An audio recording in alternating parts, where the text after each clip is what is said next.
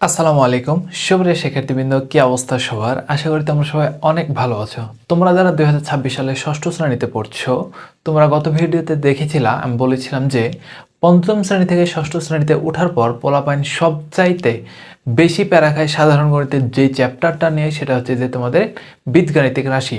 তো কথা মোতাবেক আমি তোমাদের বীজগাণিতিক রাশির A to Z basic to advance লেভেলের ক্লাস দিতে চেয়েছিলাম। সেই প্রেক্ষিতে আজকে তোমাদের প্রথম ক্লাস, আশা করি তোমরা সবাই অনেক অনেক এনজয় করবা।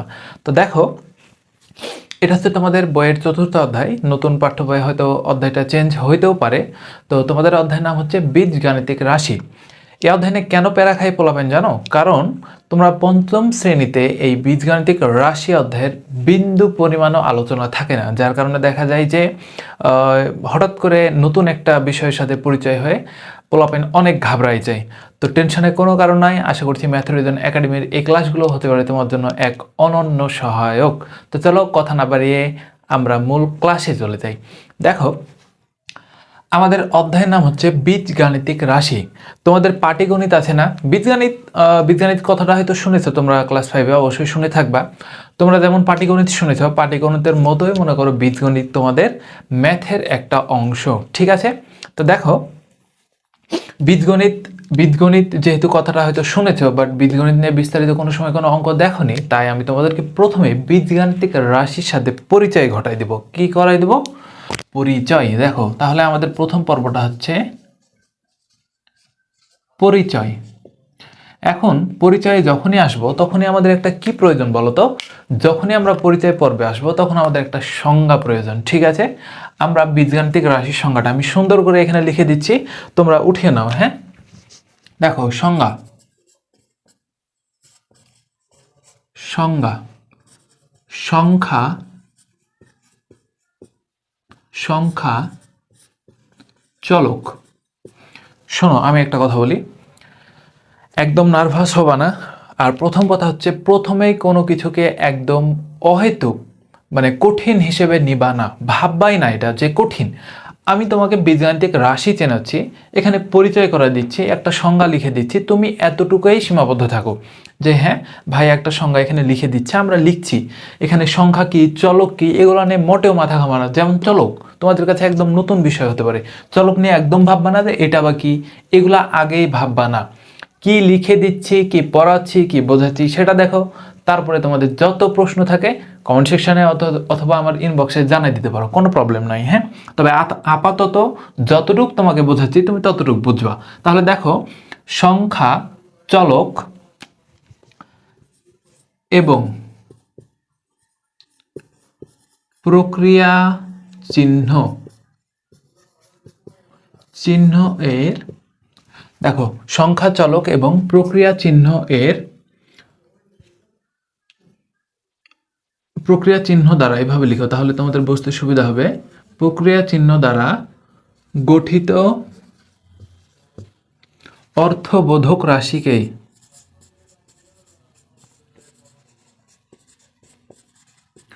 অর্থবোধক অর্থবোধক রাশিকেই বীজগাণিতিক রাশি বলে। বীজ গাণিতিক রাশি বলে। তাহলে দেখো, সংজ্ঞাটা কি? সংখ্যা চলক এবং প্রক্রিয়া চিহ্ন দ্বারা গঠিত অর্থবোধক রাশিকে বীজগাণিতিক রাশি বলা হয়। আমার এই ক্লাসগুলো মূলত সেই সকল স্টুডেন্টের জন্য, তোমরা যারা গণিতে একদম ভয় পাও, প্রো লেভেলের স্টুডেন্টের জন্য না, তোমরা যারা গণিতে ভয় পাও তাদের জন্য মূলত আমার এই ক্লাসটির আয়োজন। সুতরাং আমি প্রত্যেকটা বিষয় পুঙ্খানুপুঙ্খভাবে খুবই সূক্ষ্মভাবে বুঝিয়ে যাব, একটু ধৈর্য সহকারে লেগে থাকবা, ওকে? যেমন এখানে একটা উদাহরণ নাও, আমরা উদাহরণের মাধ্যমে সংজ্ঞাটাকে বিশ্লেষণ করব। হ্যাঁ, যেমন মনে করো 5x প্লাস 4y মাইনাস 6, ঠিক আছে? তাহলে দেখো, সংখ্যা চলক এবং প্রক্রিয়া চিহ্ন দ্বারা গঠিত অর্থবোধক রাশিকে বীজগাণিতিক রাশি বলে। যেমন 5x প্লাস 4y। এখন ভাইয়া প্রশ্ন আসে যে এখানে সংখ্যা কোনটাকে বলবো, চলক কোনটাকে বলবো, প্রক্রিয়া চিহ্ন কোনটাকে বলবো। দেখো তুমি তো সংখ্যা চিনোই, এই যে এখানে সংখ্যা লেখা আছে, এই সংখ্যাকে চিনো না, যে 1 2 1 2 3 4 5 6 এগুলো কি সংখ্যা। এখন প্রশ্ন আসে চলক কোনগুলা। চলক দেখো আমরা এখানে সুন্দর করে চলক চিনব, নোট, এখানে নোট করবা সাইডে, ঠিক আছে, সাইডে কি করবা, নোট করবা। লেখো যে 1 নাম্বার নোট, বীজ গণিতে, এই নোটটা কিন্তু গুরুত্বপূর্ণ, হ্যাঁ এগুলো তোমাদের বেসিক। বীজ গণিতে x y z a b c m n o p q r ইত্যাদি ইত্যাদি চলক হিসেবে ব্যবহৃত হয়। চলক হিসেবে ব্যবহৃত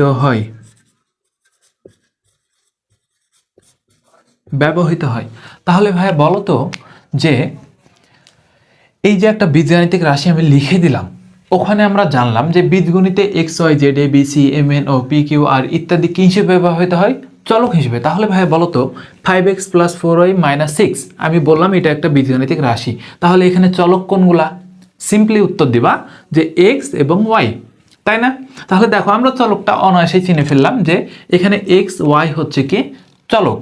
সংখ্যা কোনগুলা, সংখ্যা হচ্ছে 5 4 6, এগুলাকে কি বলা হয়, সংখ্যা বলা হয়। তাহলে দেখো 5 একটা সংখ্যা, এটা একটা সংখ্যা, এটা একটা সংখ্যা, এগুলো প্রত্যেকটা কি সংখ্যা। তাহলে দেখো আমরা সংখ্যা চিনলাম এবং চলক চিনলাম।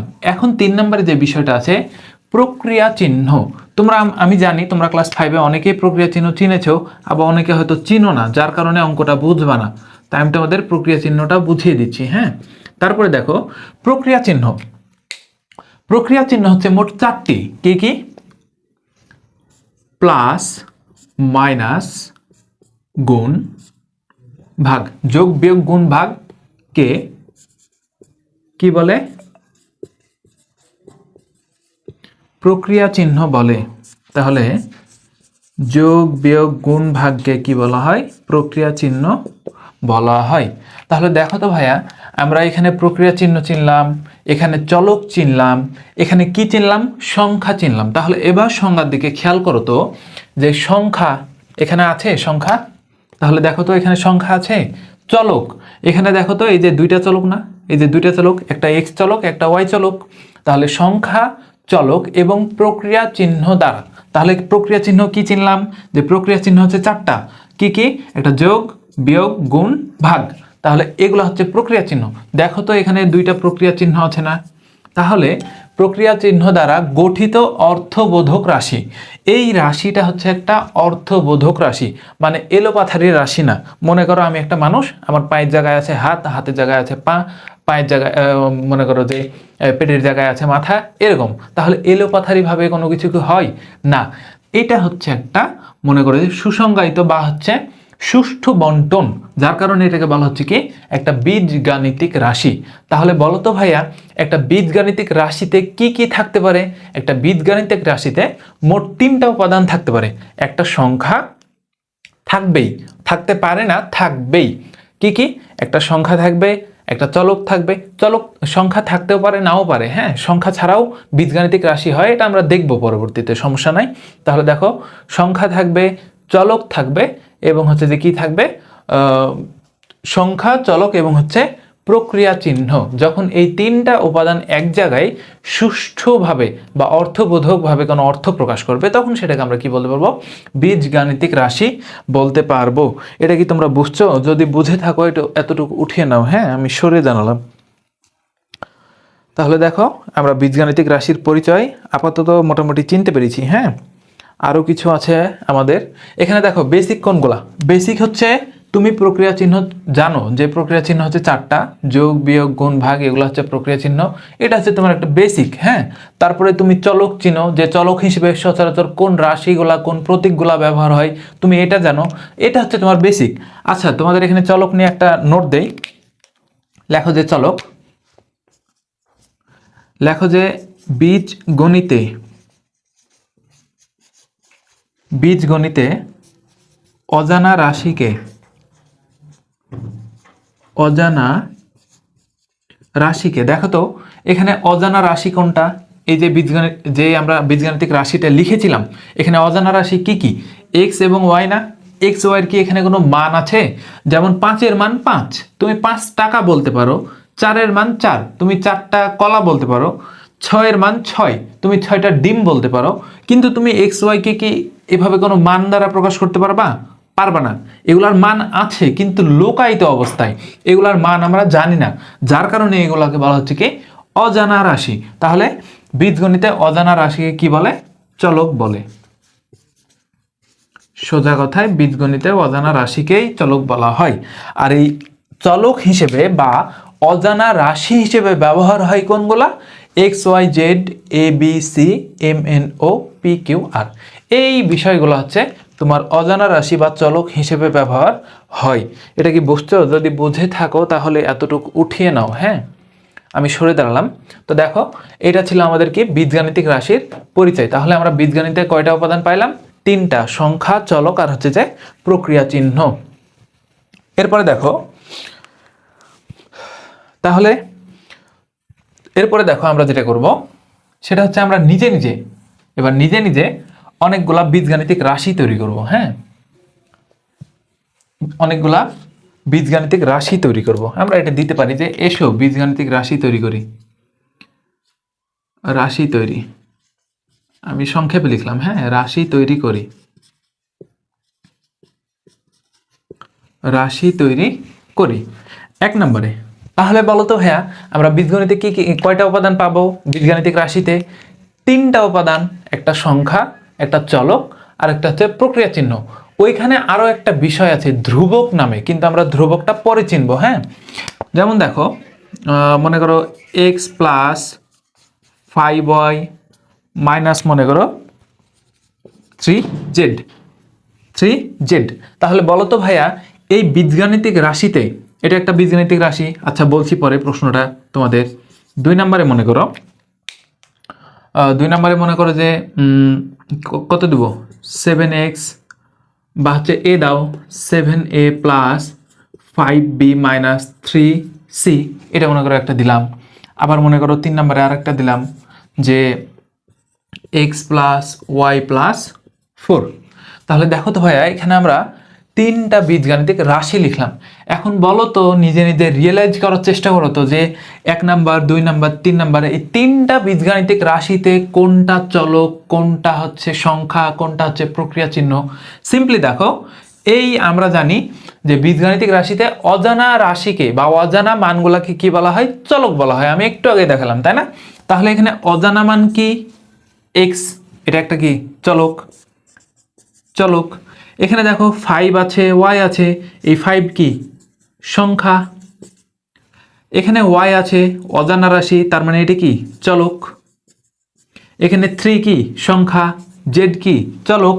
আবার 2 নম্বরে দেখো 7a আছে, b আছে, c আছে, তাহলে এখানে a b c এগুলাকে বলা হবে কি?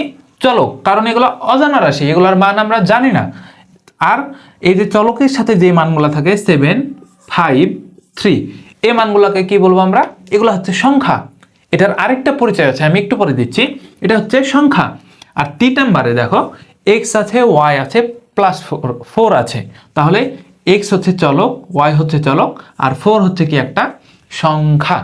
কিন্তু ভাইয়া, এই যে পরিচয়টা তোমাদের দিলাম, এই পরিচয়ের মধ্যেও এদের একটা নিজস্ব পরিচয় আছে। বুঝতে পেরেছ? সংখ্যা তো সংখ্যাই। আমি মানুষ তো মানুষ, আমার পরিচয়। কিন্তু আমি মানুষের বাইরেও হয়তো একটা পরিচয় থাকতে পারে, যে আমি একজন টিচার, আমি একজন স্টুডেন্ট, এরকম পরিচয় থাকে না? ঠিক তেমনই দেখো, এই মানগুলার নিজস্ব তাদের কিছু কি আছে? পরিচয় আছে। আমি এটা মিশিয়ে দিলাম। হ্যাঁ, তোমরা উঠিয়ে নিও ভিডিওটা থামাই দিয়ে, আমি এটা মিশিয়ে নিলাম।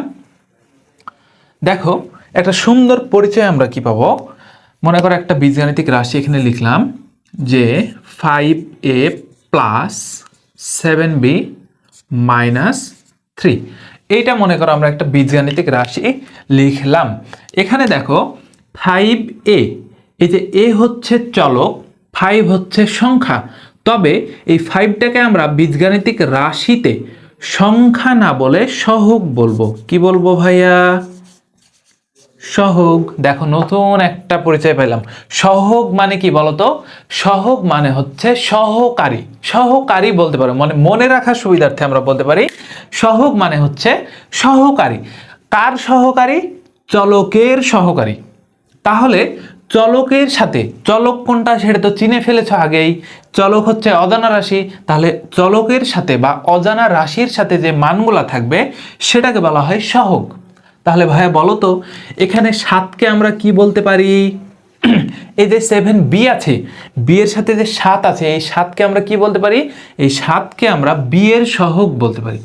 তাহলে এটাকে আমরা কি বলতে পারি? সহগ। সহগ মানে সহকারী। তাহলে দেখো, চলকের সাথে যে মানগুলো থাকে সেগুলো সংখ্যা। চলকের সাথে সংখ্যাগত মানকে কি বলা হয়? সহগ বলা হয়। আমরা সহগের সংজ্ঞাটা এভাবে লিখতে পারি যে চলকের সাথে সংখ্যাগত মানকে,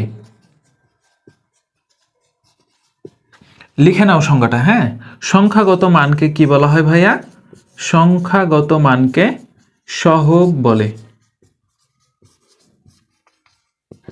দেখো কত সুন্দর একটা সংজ্ঞা আমরা চিনে ফেললাম কিভাবে, ধাপে ধাপে। দেখো আমরা বীজগণিতিক বুঝতামই না, কিন্তু এখন আমরা বীজগাণিতিক রাশিতে কি কি থাকে, কি কি উপাদান থাকে, কোনটাকে কি বলে, আস্তে আস্তে আমরা সব জেনে ফেলছি। হ্যাঁ, তাহলে দেখো চলকের সাথে সংখ্যাগত মানকে সহগ বলে। তাহলে দেখো এখানে চলকের সাথে সংখ্যাগত মান কত? 5। এখানে চলকের সাথে সংখ্যাগত মান কত? 7। এবার প্রশ্ন আসে ভাইয়া, 3 এর সাথে তো কিছুই নেই। 3 এর সাথে কিছুই নেই, তাহলে আমরা এই মানটাকে কি বলবো? এই মানটাকে ভাইয়া বলা হবে ধ্রুবক। এই মানটাকে কি বলা হবে? ধ্রুবক। ধ্রুবক মানে কি তোমরা জানো? ধ্রুবক মানে কি জানো কি বলো তো? ধ্রুবক মানে হচ্ছে অপরিবর্তনশীল। লিখে নাও যে ধ্রুবক মানে, ধ্রুবক মানে অপরিবর্তনশীল।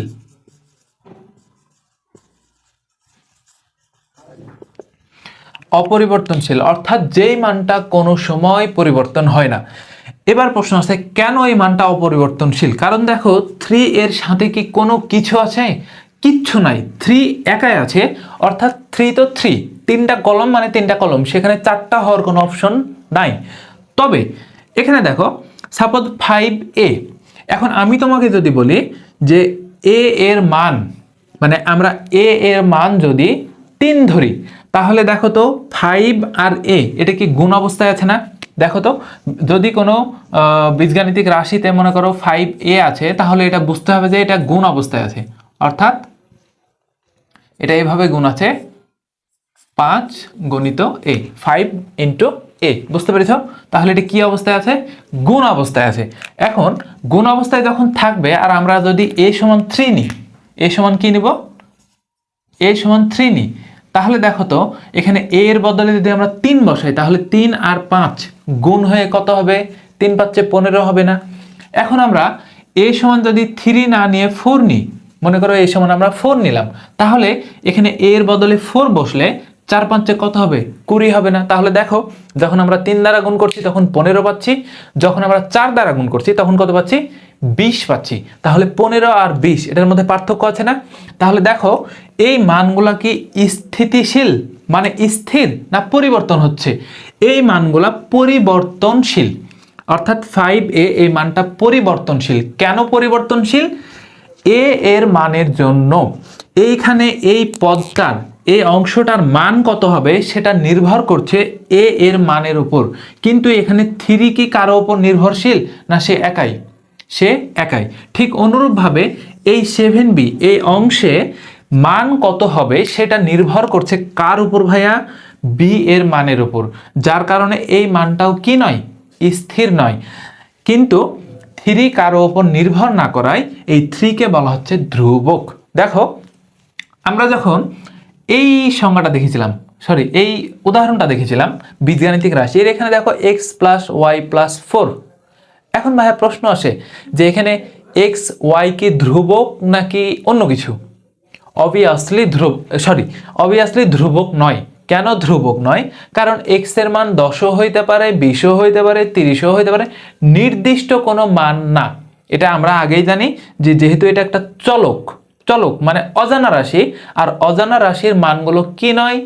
স্থির নয় বা একক থাকে না কোনো সময়, এটা সব সময় পরিবর্তনশীল।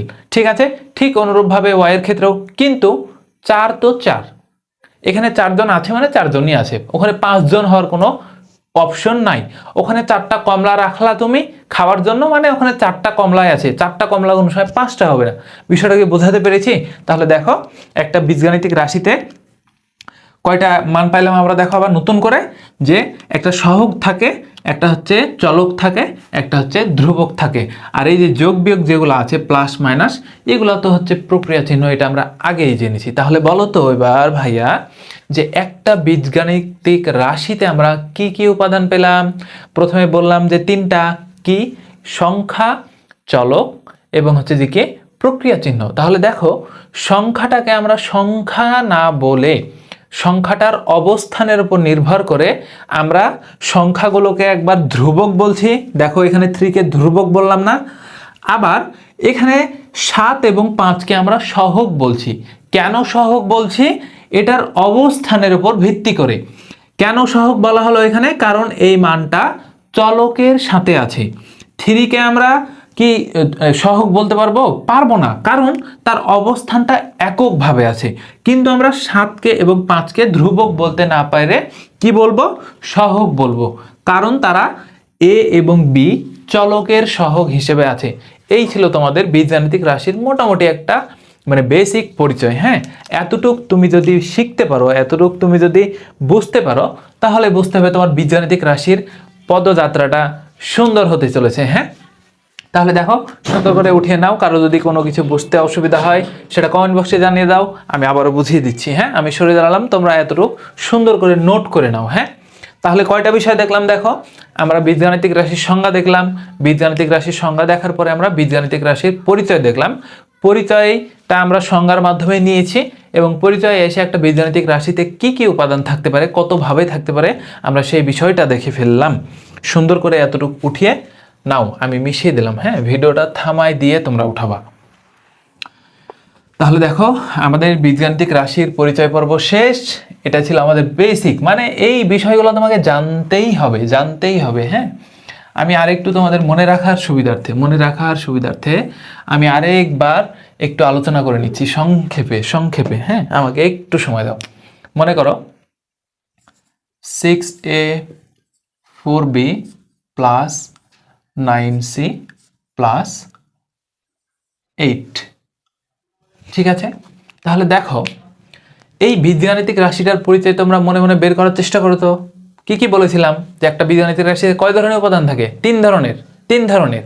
কি কি বলেছিলাম? প্রথমে যে সংখ্যা থাকে, তারপরে হচ্ছে যে তোমার চলক থাকে, আর হচ্ছে যে প্রক্রিয়া চিহ্ন থাকে। প্রক্রিয়া চিহ্ন কয়টা চিনলাম?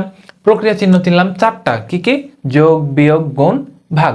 চলক কোনগুলা? A b c, p q r, m n o, x y z, এগুলো হচ্ছে চলক হিসেবে ব্যবহার হয়। চলককে কি বলা হয়? চলককে অজানা রাশি বলা হয়। তাহলে ভাই এবার এখানে দেখো তো কি কি উপাদান আছে। এই যে দেখো এ বি সি, এগুলা কি? অজানা রাশি। তার মানে এখানে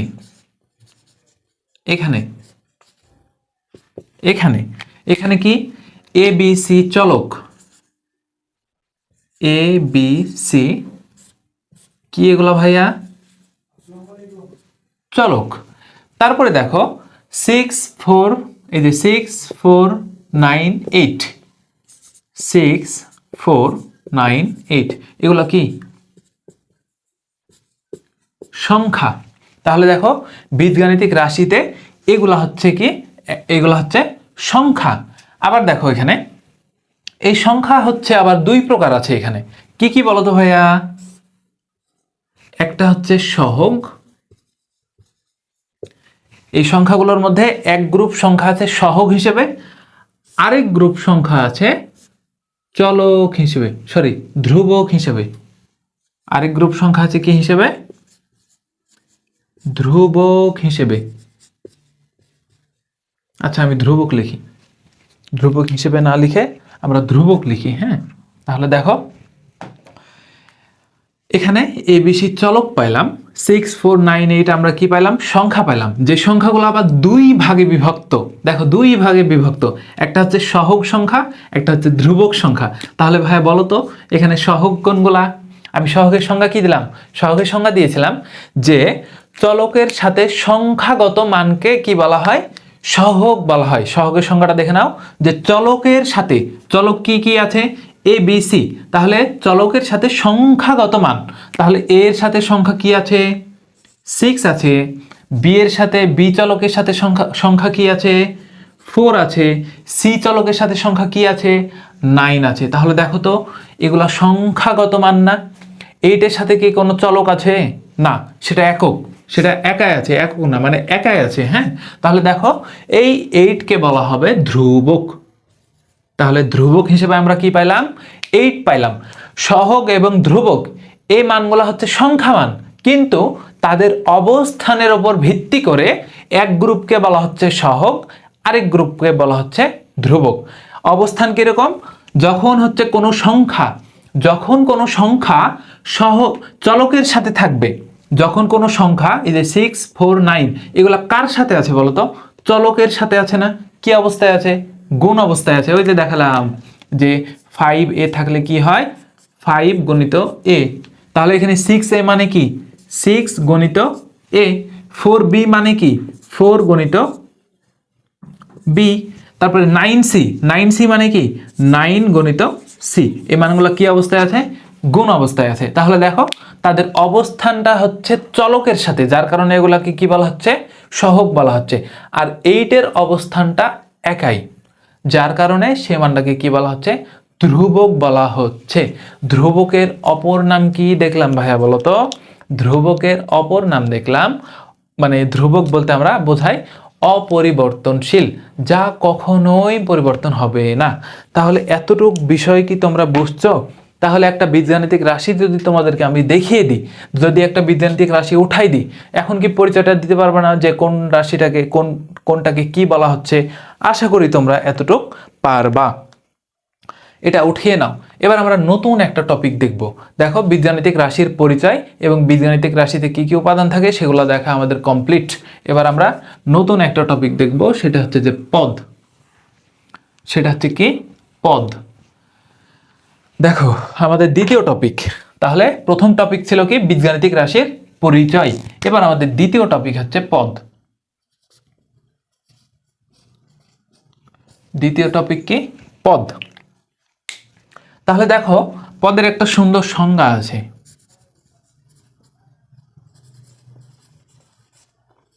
সংজ্ঞা প্লাস আর হচ্ছে যে মাইনাস দ্বারা সংযুক্ত, প্লাস মাইনাস দ্বারা সংযুক্ত প্রত্যেকটা অংশকে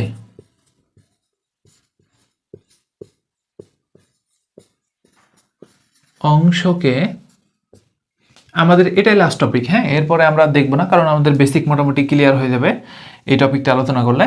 তাহলে দেখো প্লাস মাইনাস দ্বারা সংযুক্ত প্রত্যেকটা অংশকে এক একটা পদ বলে।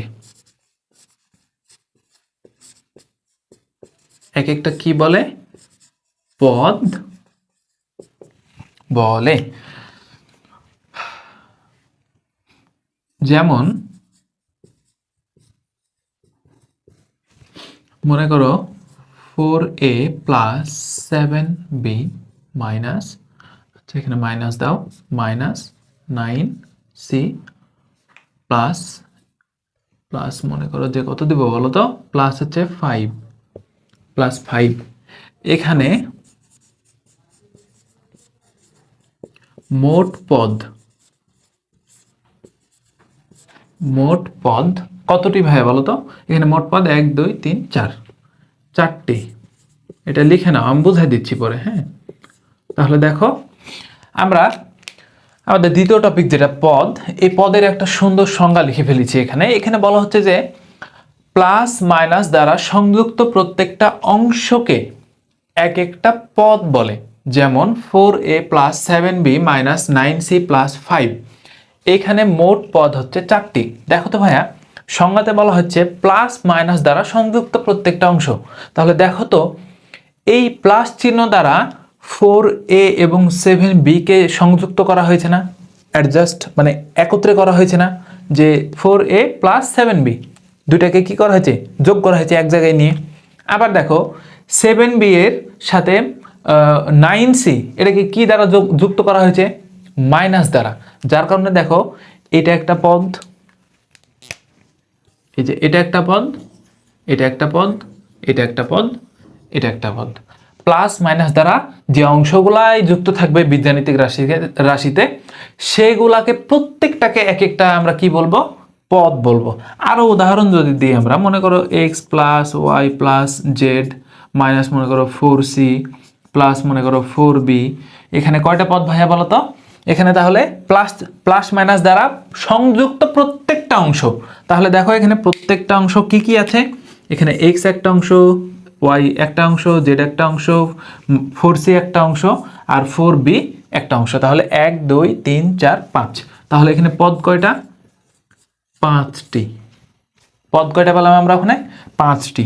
আবার মনে করো যে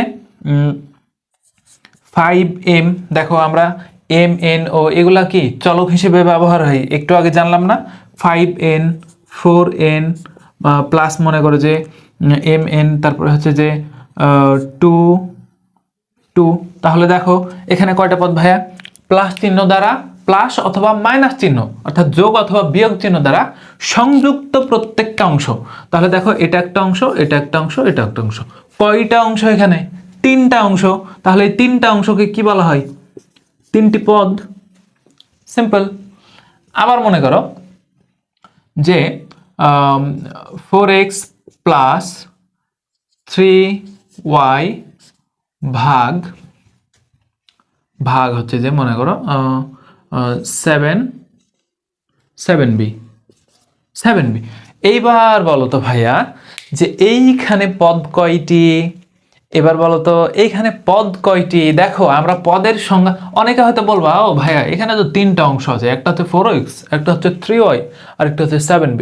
নো ভাইয়া, সংজ্ঞাটা আগে খেয়াল করো। সংজ্ঞাতে কি বলা হয়েছে, সংজ্ঞাতে বলা হয়েছে যে প্লাস অথবা মাইনাস দ্বারা সংযুক্ত অংশ, নট ভাগ না। এখানে কি বলা হচ্ছে, প্লাস হওয়া লাগবে অথবা মাইনাস, কিন্তু এখানে কি চিহ্ন আছে, ভাগ চিহ্ন আছে। তাহলে এটিকে কি আমরা পদ বলতে পারবো, যে ভাগ চিহ্ন দ্বারা যে দুইটা অংশ। তাহলে এখানে তোমরা হয়তো এক দেখাতে বলবা ও ভাইয়া এখানে তো 3টা পদ আছে। কয়টা পদ, 3টা, 4x একটা, 3y একটা, 7b একটা, 3টা পদ। ওহো তুমি তো মাস্টার, তাই না? দেখো এইখানে 4x একটা পদ, 4x একটা পদ, আর 3y ভাগ মনে করো 7b এটা হচ্ছে একটা পদ। কয়টা পদ, 2টা পদ। কেন 2টা পদ হলো ভাইয়া, কারণ আমরা পদের সংজ্ঞাতে চিনেছি, পদের সংজ্ঞাতে জেনেছি যে প্লাস মাইনাস দ্বারা সংযুক্ত প্রত্যেকটা অংশকে পদ বলে। কিন্তু এখানে কি প্লাস চিহ্ন দ্বারা কয়টা যুক্ত আছে, দুইটা অংশ যুক্ত আছে, একটা এ অংশ, একটা এই টোটাল অংশটা। কিন্তু এখানে ভাগ আছে, এটা কি আমরা পদ হিসেবে ধরবো? বিষয়টা কি বুঝছো? আশা করি তোমরা সবাই বুঝতে পেরেছো, কারণ আমি বোঝার মতো করেই বুঝিয়েছি। হ্যাঁ, একটু ভাব নিলাম আর কি। আচ্ছা যাই হোক, এতটুকু পদের বিষয়টা তোমরা সুন্দর করে উঠিয়ে নাও। আশা করি তোমরা বুঝতে পেরেছো। যদি কোনো প্রবলেম থাকে অবশ্যই আমাকে জানাও, আমি সেটাও বুঝিয়ে দিব, কোনো প্রবলেম নাই। হ্যাঁ, এটা সুন্দর করে উঠে নাও। আমি মিশিয়ে দিলাম, ভিডিওটা থামাই দেবা, তারপরে উঠে নিবা। আমি মিশিয়ে দিলাম, তোমাদেরকে একটা হোমওয়ার্ক দেবো পদ নির্ণয়ের, তোমরা এই হোমওয়ার্কগুলো করবা। দেখো হোমওয়ার্ক নাও, পোলাপাইন হোমওয়ার্ক নাও,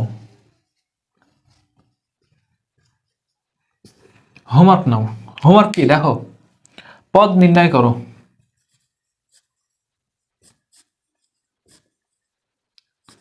পদ নির্ণয় করো। পদ নির্ণয় নিয়ে তোমাদের আরো একটু আলোচনা আছে। হ্যাঁ, এখানে প্লাস মাইনাস নিয়ে একটু ভেজাল আছে, একটু ওই একটু ভেজাল আমি চাচ্ছি না তোমাদের মধ্যে এখন দিতে। তোমরা আপাতত পদটা চিনো এবং পদটা নির্ণয় করো, যে কতটা পদ আছে, তারপর কি কি পদ আছে সেগুলো নির্ণয় আমরা পরে শিখবো। হ্যাঁ, দেখো তাহলে 4x plus 3y plus 7z minus 10, 3টা অঙ্ক দেবো, 3টা তারপরে এটা দেখো x plus y plus z plus 4xy plus 4y z plus 4zx minus মনে করো 36 মনে করো এটা দিলাম একটা। ওকে, এরপরে দেখো 3 নাম্বার 4x প্লাস 6y ভাগ 7b গণিত 2b। ভাইয়া এই যে একটা ভেজাল দিলাম তোমাদের, দেখো এইখানে তোমাদের প্রবলেম করাই দিলাম আমি। ওকে, এইখানে একটা প্রবলেম দিলাম তোমাদের, এইটা হচ্ছে ভেজাল। করো এই 3টা করবা। ওকে, আমি এইটার সমাধান দিব পরে, না এখন দেব, নো এখন না। এই 3টা আশা করি তোমরা পারবা। এখানে হয়তো একটু ভেজাল লাগাবা, এই 3 নাম্বারটাই আমি ভেজাল লাগানোর জন্যই বলেছি। এই ভেজালটুকু তোমাদের সামনে ক্লাসে ইনশাল্লাহ দূর করে দিব। তো দেখো, আজকে আমরা বীজগাণিতিক রাশি অধ্যায়ের বেসিক টু অ্যাডভান্স লেভেলের প্রথম ক্লাসটি উপভোগ করলাম। প্রথম ক্লাসে আমরা অনেকগুলা বিষয় জেনে ফেলেছি। প্রথমে আমরা দেখেছি কি বীজগাণিতিক রাশির পরিচয় গিয়ে আমরা বীজগাণিতিক রাশির সুন্দর একটা সংজ্ঞা দেখেছি। সেই সংজ্ঞাতে বলা হয়েছিল যে বীজগাণিতিক রাশিতে কি থাকবে, সংখ্যা থাকবে, চলক থাকবে, তারপরে প্রক্রিয়া চিহ্ন থাকবে। তোমাদেরকে আমি প্রক্রিয়া চিহ্ন চিনাইলাম, তারপরে চলক চিনাইলাম, চলক হিসেবে a b c d m n o p q r এগুলো ব্যবহার হয়, আমি তোমাদের এটা জানালাম। তারপরে হচ্ছে যে কি জানালাম, আরও কি বলো তো আরও জানালাম প্রক্রিয়া চিহ্ন। তোমরা অনেকেই প্রক্রিয়া চিহ্ন জানো না, যারা তোমরা হচ্ছে যে একটু প্রো লেভেলের স্টুডেন্ট আছো, তোমরা নিশ্চয়ই জানো যে প্লাস মাইনাস যোগ বিয়োগ গুণ ভাগ এগুলোকে হচ্ছে কি প্রক্রিয়া চিহ্ন বলা হয়। প্রক্রিয়া চিহ্ন টোটালে 4টা। তোমরা যারা জানতা না তারা দেখো এই প্রক্রিয়া চিহ্নে যত কথা এবং যত অঙ্ক ছিল তোমরা ম্যাক্সিমাম অঙ্ক পারতা না, কারণ তোমরা প্রক্রিয়া চিহ্নটা বুঝতা না। ঠিক আছে, আমি যদি তোমাদের প্রক্রিয়া চিহ্ন না চিনায় অঙ্কটা সংজ্ঞাটা বুঝিয়ে দিতাম, তোমরা সংজ্ঞাটাও বুঝতা না। ওকে, তো দেখো প্রক্রিয়া চিহ্ন চেনার পরে আমরা কি চিনলাম আরো, বীজগাণিতিক রাশিতে যে সংখ্যাগুলো থাকে, সংখ্যাগুলোর কয় ধরনের পরিচয় হয়, 2 ধরনের, সেটা দেখলাম। যে তাদের অবস্থানের উপর ভিত্তি করে কখন আমরা সহগ বলবো অথবা কখন আমরা কি বলবো, ধ্রুবক বলবো। সহগ কখন বলবো, যখন সহগ বলতে আমরা সহকারী বোঝাচ্ছিলাম, যে যখন হচ্ছে চলকের সাথে বসবে তখন আমরা সেগুলা কি বলবো, সহগ বলবো। আর যখন একা একা বসবে, দেউলিয়া হয়ে বসে থাকবে, কারো কাছে যাবে না, কিছু না, ও বাবা মানে যেরকম আছে ওরকমই, হ্যাঁ, ঠিক সে সময় তাকে আমরা কি বলবো, ধ্রুবক বলবো। ধ্রুবক মানে অপরিবর্তনশীল। ঠিক আছে, পড়াশোনার বিষয়ে আমাদেরকে ধ্রুবক হওয়া লাগবে, অপরিবর্তনশীল হওয়া লাগবে। মানে যারা মানে অপরিবর্তনশীল বলতে মানে তুমি মনে করো অনেক পড়তেই আছো, তুমি অনেক ট্যালেন্ট, তোমার এই ট্যালেন্টটাকে ধরে রাখতে হবে, অপরিবর্তনশীল, কোনো সময় খারাপ হওয়া যাবে না। ঠিক আছে, তারপরে দেখো বীজগাণিতিক রাশিতে আমরা পদ চিনলাম। পদের একটা সুন্দর সংজ্ঞা দেখলাম যে প্লাস মাইনাস দ্বারা সংযুক্ত প্রত্যেকটা অংশকে কি বলা হয়, এক একটা পদ বলা হয়।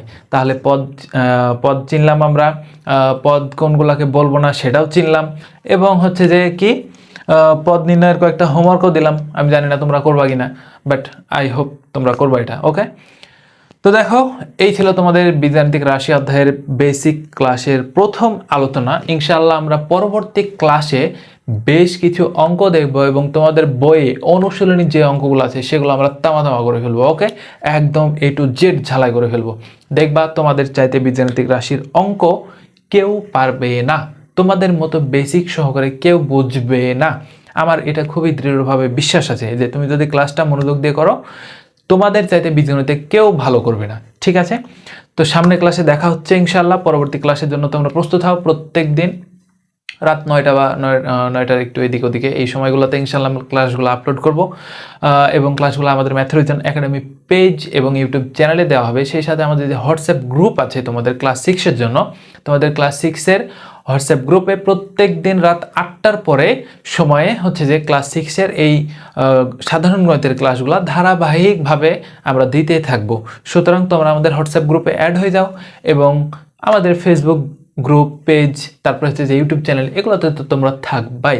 তো আগামী ক্লাস অবধি তোমরা সুস্থ থাকো, ভালো থাকো, দেখা হচ্ছে পরবর্তী ক্লাসে। আসসালামু আলাইকুম।